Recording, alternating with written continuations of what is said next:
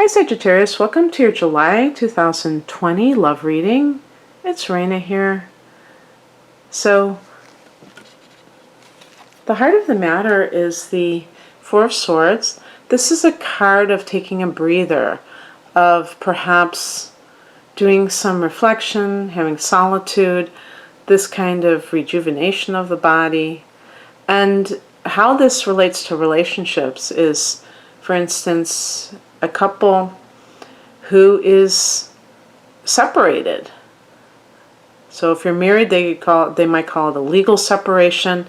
And the whole idea of separation is for the people to gain perspective on their own so they can decide whether or not they're going to stay together. This can just be doing that regardless, where you're being contemplative. And when it comes to your life in general, or specifically as it relates to your love life, we look at the past position and we see the Two of Cups. Now this can be either committing to someone, contemplating whether or not to commit, or reuniting with somebody. If you're watching before June 25th, Venus retrograde is still in effect, and of course there's a shadow period afterwards that's going to last a little while. So, and even with the Mercury retrograde lasting until July 12th, it's possible that you'll hear from someone in your past. And the thing about this is that for Sag, commitment is a loaded issue because Sagittarius love freedom. So,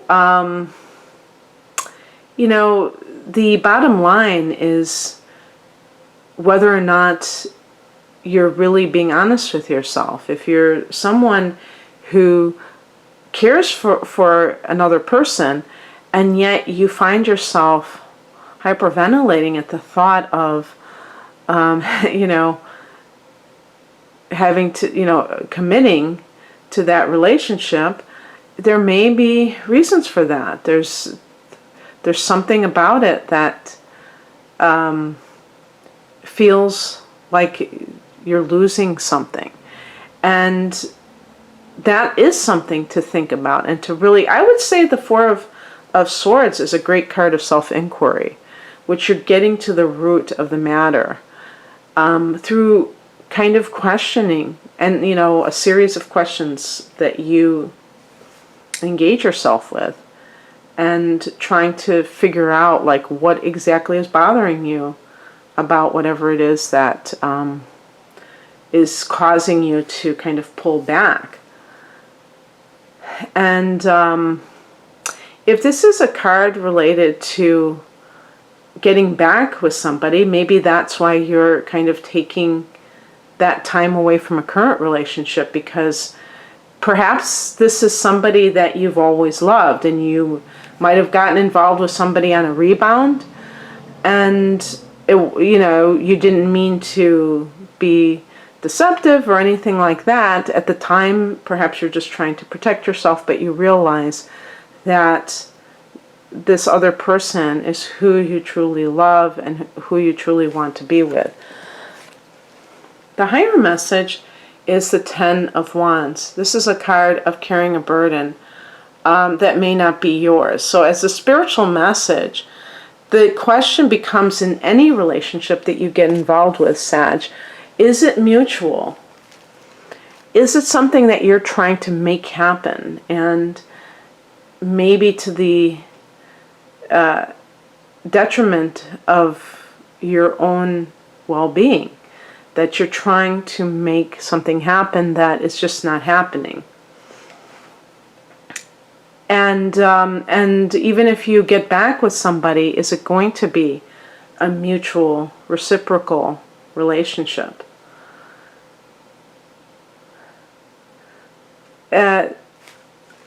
I do have a couple of cards here that go along with this theme of maybe not seeing things clearly. We have the Ace of Swords in the challenge position. To me, this can mean denial. And the person cannot move forward and do what they want to do because they're in this state of denial. They're not really seeing things as they are.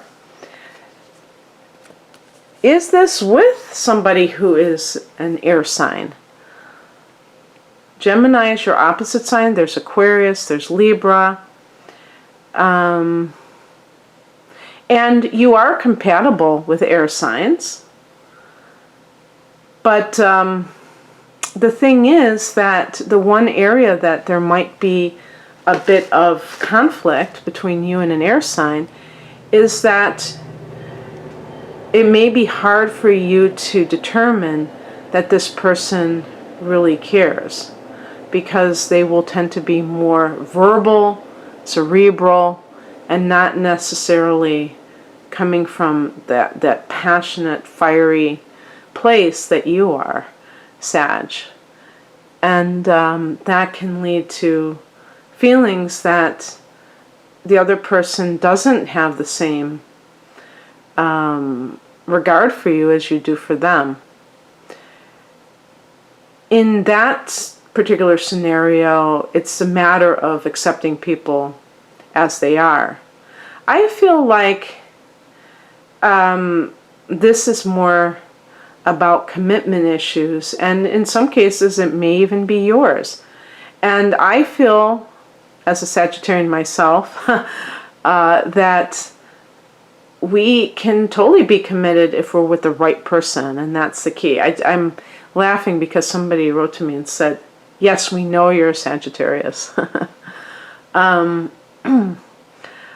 now I'm self-conscious saying it. But I feel like if I don't say it, then you don't realize what an expert I am on this sign, having lived it as long as I have.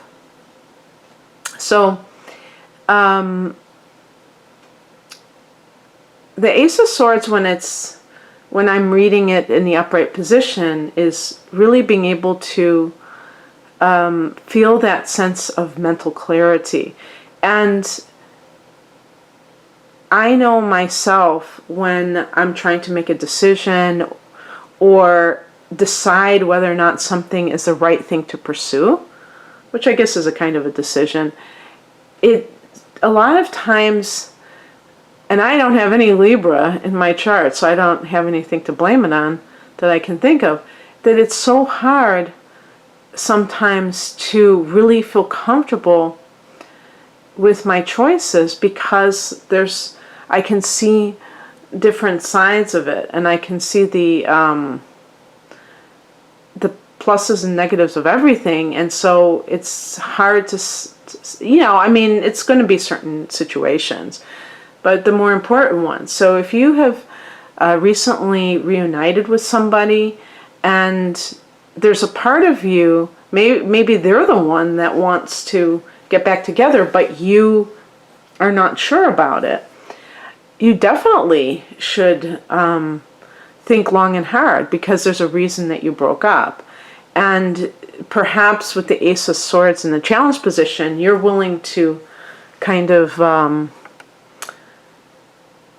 ignore some of the things that have happened, the history that has happened, because it suits the narrative, but it's not necessarily the truth. What is coming in is represented by the Page of Cups. This is a card. Yeah, I was going to say, if you're single, maybe this is a water sign person. Maybe that's what the Two of Cups. Maybe not reuniting, but somebody from the water element. Pisces, Scorpio, Cancer, and this card represents Pisces, so that might be getting involved with somebody after a bit of alone time. If the other scenario made more sense to you, this is a card, this could be advice too, and it's like not giving into that tendency to be naive, to kind of overlook things because it's convenient, because you want it to be otherwise, because it doesn't serve your higher good to do that. It can just keep you trapped in an illusion, and eventually you will discover that that relationship isn't necessarily good for you, and feel that sense of now what do I do? Now I'm involved in it, and it's hard to get out of it. I like the way this reading ends, though. The Wheel of Fortune, the outcome.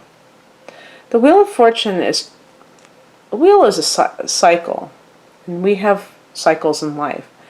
And the Wheel of Fortune connects to Jupiter. So it has that, because fortune, Jupiter's about being fortunate. And to me, it's about alignment. It's about the right timing. And so if you have been single for a while and maybe been very thoughtful, reflecting on the past, but now you feel like you're ready for a relationship, don't feel like you have to push the issue. You can experience a lot of flow, because when the time is right, it's right, and there's nothing that I feel is going to stop it. The problem is that some people want to control the outcome, or the timeline. And of all the things in life that I think it's the hardest to control, it's finding that special someone. That is when we really have to practice the law of attraction principles. And one of them is letting go of resistance, because when you really want something, you can create resistance, which is counterproductive. If you're involved in a relationship that you are not happy with, and maybe somebody from the past has come back and you're not quite sure, I feel like the Wheel of Fortune,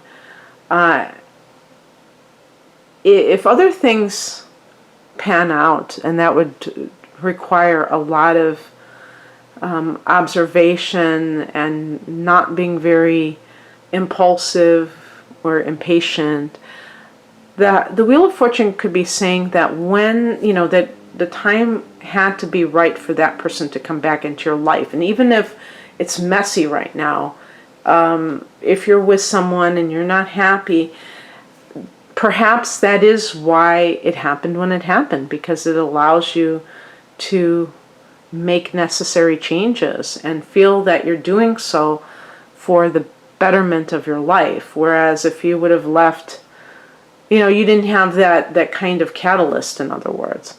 So just something to think about, Sag. I hope that you enjoyed this. If you would like a private reading, the link is below. I've listed a couple. I've listed my 2 love readings for singles and for people in relationships. But that will take you to my general website too, and you can see other types of readings I offer. Thank you for watching. Have a great month. Bye.